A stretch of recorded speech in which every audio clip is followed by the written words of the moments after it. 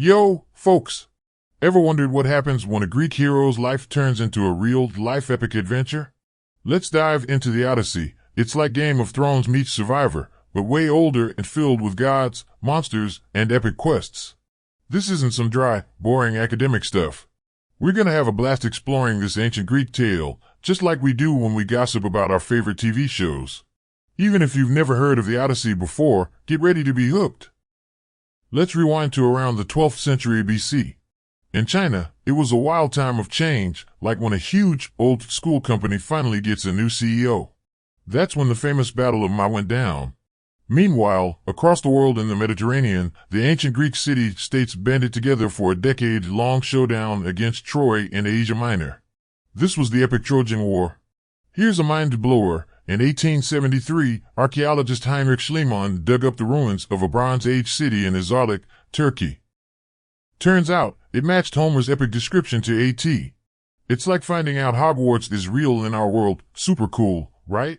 The war started when Trojan Prince Paris, acting like a total troublemaker, swiped Helen, the wife of King Menelaus of Sparta.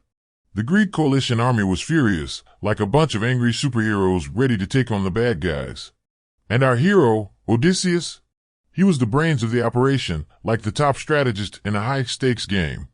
Everyone in the army listened to his genius ideas. Alright, enough with the background. Let's jump into book one. Up in northern Greece, there's this massive, super sacred Mount Olympus.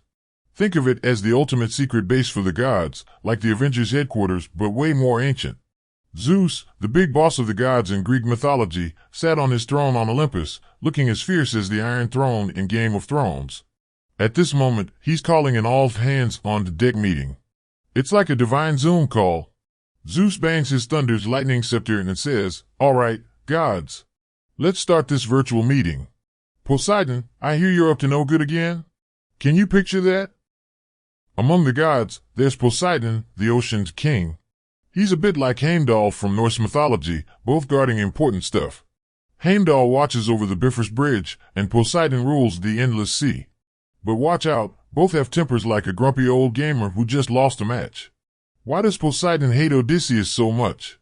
Well, during the war, Odysseus blinded Poseidon's son, the Cyclops Polyphemus.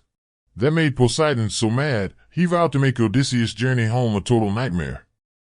His revenge plan is like a hidden, super tough mission in a video game. You never know when he'll strike.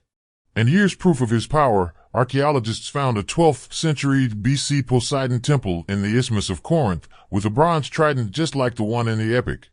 It's like finding a powerful artifact in a fantasy game, showing how important Poseidon was. Now, let's head to Odysseus' hometown, Ithaca. After the Trojan War, Odysseus should have been back home, sipping wine with his family. But fate had other plans. 10 years have passed, and he's still MIA. Back in Ithaca, his house is a total disaster zone. A bunch of suitors, acting like greedy vultures, heard Odysseus was gone and moved in. They're partying non-stop, eating all the food, and wasting his fortune. They're like the wild bankers on Wall Street, having a never-ending, out-of-control party. And they're not just freeloading, they're disrespecting Odysseus' wife, Penelope. In today's world, that's straight-up workplace harassment. But Penelope, she's a rock. She's like a top-notch employee who sticks to her values no matter what. She stays loyal to Odysseus through all the chaos. Ithaca's government is like a medieval feudal fief, and Telemachus, Odysseus' son, has an inheritance problem similar to Rey figuring out her Jedi lineage in Star Wars, The Force Awakens. It's a complex situation, for sure. Telemachus, right now, is like a freshman who just stepped onto the Harvard campus, facing a huge life change. He sees his mom being harassed, their money running out, and his home in shambles. He's confused and angry. Then, out of the blue, the goddess of wisdom, Athena, shows up. She's like Mystique from X-Men, able to change her appearance in a flash. But she's also like a super smart corporate consultant, giving Telemachus advice. When Athena guides him, let's put ourselves in Telemachus' shoes. If you were him, facing these arrogant suitors, would you charge in and fight right away or bide your time? Here's a cool twist. There are only 30 days left until Telemachus' comings-of-age ceremony. The suitors have said they'll force Penelope to marry if Odysseus isn't back. It's like a ticking time bomb in a video game, making the story even more intense. With Athena's encouragement, Telemachus decides to be brave and set out to find his dad. For him, it's like starting an exciting new game with all sorts of unknowns. We'll follow his journey and see if he can grow from a naive kid to a responsible adult, just like today's Generation Z taking on the challenges of the real world. While Telemachus is back in Ithaca, counting barley, Odysseus is on the island of the Lotus Eaters, in a dreamy, floating state. These two scenes, side by side, create a big contrast between being short on resources and being lost in a dreamy world. It's like watching two different movies at the same time, and that's what makes the story so interesting. Here's another cool part. When Odysseus was drifting around, he got stuck on Ogygia, an island where the fairy Calypso lived. Her cave is like a luxurious Maldivian resort, beautiful, but Odysseus was trapped. It's a bit like the Stockholm Syndrome situation. In modern times, some digital nomads travel around, living in amazing places, but still feel lost inside. That's probably how Odysseus felt. And here's a mystery: female statues from the Mycenaean period, found on Mediterranean islands, look a lot like Calypso as described in Homer's epic. Some think her original inspiration might have been a Cretan priestess. This just adds more mystery to the story. Now, for some fun. I'm setting up a plot blind box for you. Want to know how Odysseus gets out of Calypso's trap? Use your imagination and take a wild guess.